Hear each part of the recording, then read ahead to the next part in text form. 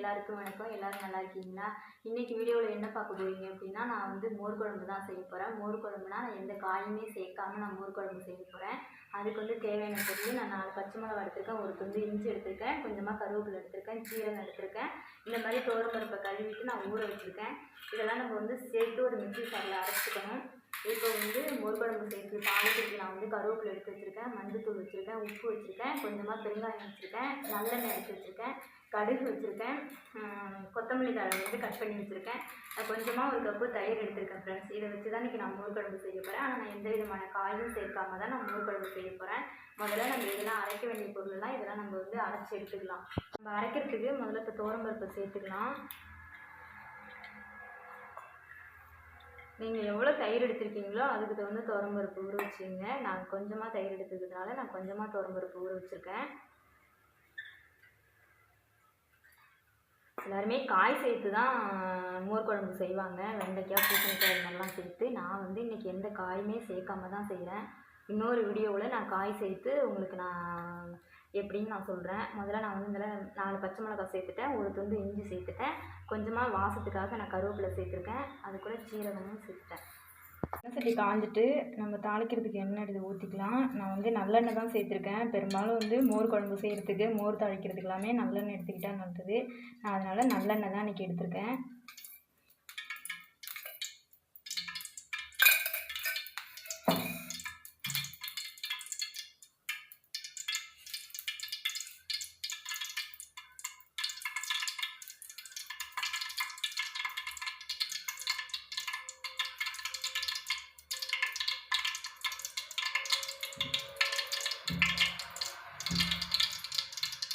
எண்ணெய் காஞ்சிருச்சு. இப்போ நம்ம வந்து கடுகு சேர்த்துக்கலாம்.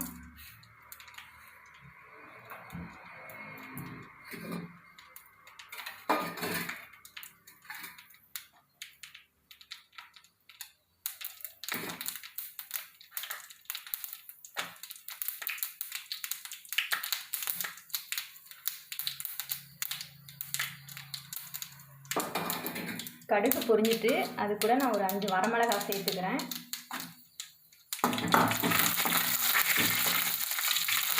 அது கூட நான் இப்போ கொஞ்சமாக வந்து பெருங்காயம் சேர்த்துக்கிறேன்.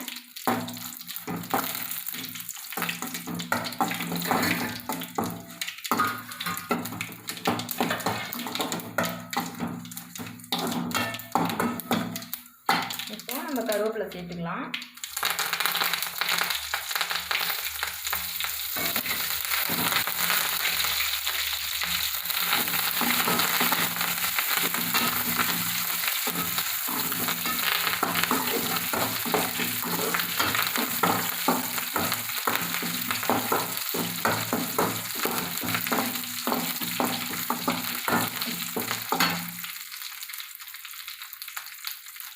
இப்போ நம்ம இதில் வந்து சீரகம், துவரம்பருப்பு, பச்சை மிளகாய், இஞ்சி இதெல்லாம் சேர்த்து நம்ம ஒரு பேஸ்ட் மாதிரி அரைச்சாச்சு. இப்போ இதை கூட நம்ம இதை சேர்த்துக்கலாம்.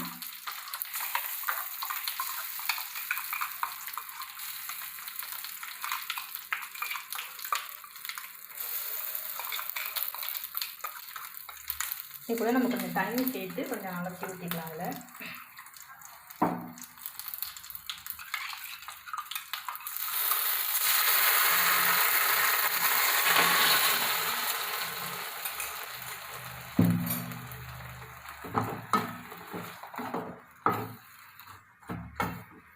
கொஞ்சம் நம்ம அடி பிடிக்காமல் சத்த ஒரு கிளறிக்கிட்டே விடணும். ஏன் அப்படின்னா இது வந்து நம்ம பச்சையாக அரைச்சிருக்கோம், அதனால் இந்த பச்சை வாசனை போகிற வரைக்கும் நம்ம வந்து இந்த மாதிரி கொஞ்சம் வந்து கிளறி விட்டுகிட்டே இருக்கணும். இப்போ வந்து இது வந்து நம்ம மஞ்சத்தூளும் உப்பும் சேர்த்துக்கலாம்.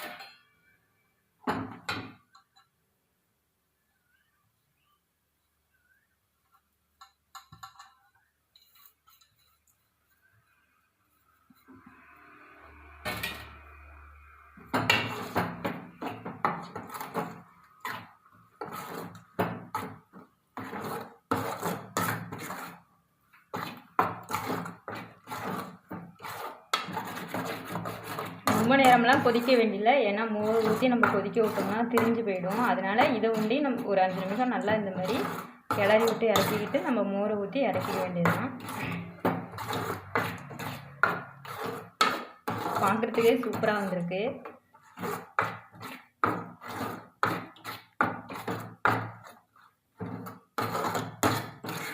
கிளறி விட்டு 5 நிமிஷம் ஆக போகுது. இப்போ இது கூட நம்ம எடுத்து வச்சுருக்க தயிரை சேர்த்துக்கலாம்.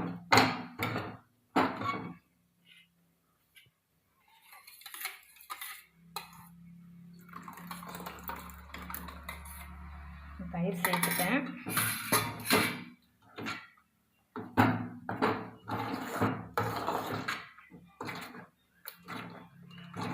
செம்மையாக இருக்குது ஃப்ரெண்ட்ஸ்.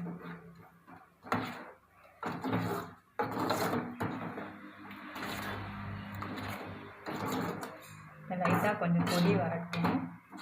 ஏன்னா நம்ம ரொம்ப கொதிக்க விடக்கூடாது, ஏன்னா தயிர் திரிஞ்சு வந்துடும். லைட்டாக சூடு பண்ணோம்னா போதும்.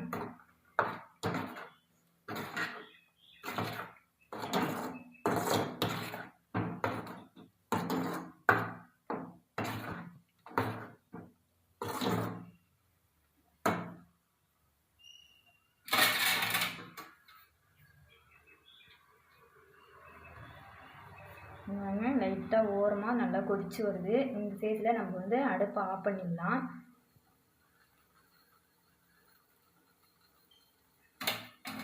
கொதிச்சு வருது.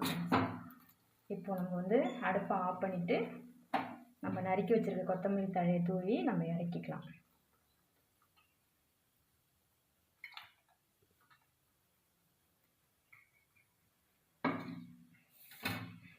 ஓகே ஃப்ரெண்ட்ஸ், மோர் குழம்பு ரெடி ஆயிடுச்சு. நான் சுவையான மோர் குழம்பு இன்றைக்கி ரெடி பண்ணிட்டேன். நான் பண்ணது மாதிரியே நீங்களும் மோர் குழம்பு செஞ்சு பாருங்கள். செஞ்சு பார்த்துட்டு எப்படி இருந்தது அப்படின்னு கமெண்டில் சொல்லுங்கள். இந்த வீடியோ பிடிச்சிருந்தா லைக் பண்ணுங்கள், ஷேர் பண்ணுங்கள், கமெண்ட் பண்ணுங்கள், சப்ஸ்கிரைப் பண்ணுங்கள், பக்கத்தில் உள்ள பெல் பட்டனை கிளிக் பண்ணுங்கள்.